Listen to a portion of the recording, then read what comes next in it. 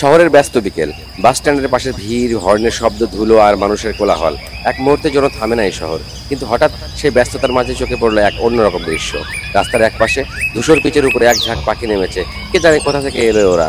মাটিতে কিছু দানা হয়তো কেউ ছিটিয়ে দিয়েছে। পাখিরা তখন সবাই মিলে ঠোঁট ডুবে খেতে ব্যস্ত। আমরা হাঁটছিলাম সেদিকে। আমার ছেলে মেয়ে সামনে এগিয়ে গেল কৌতূহল নিয়ে। পাখিগুলো ওদের দেখে চমকে উঠলো। এক মুহূর্তে পুরো দলটা ফুরুত করে উড়ে গেল উপরে, বসলো বাস স্ট্যান্ডের উঁচু তারার উপরে। ডানার ঝাপটায় যেন শহরের ধুলো মুহূর্তের জন্য থেমে গেল। বাচ্চারা থেমে হেসে উঠলো, ওদের চোখে ঝলমল করে কৌতূহল আর আনন্দ। পাখিরা কিছুক্ষণ দূরে বসে তাকিয়ে রইল নিচে, তারপর আবার আস্তে আস্তে নেমে এলো মাটিতে।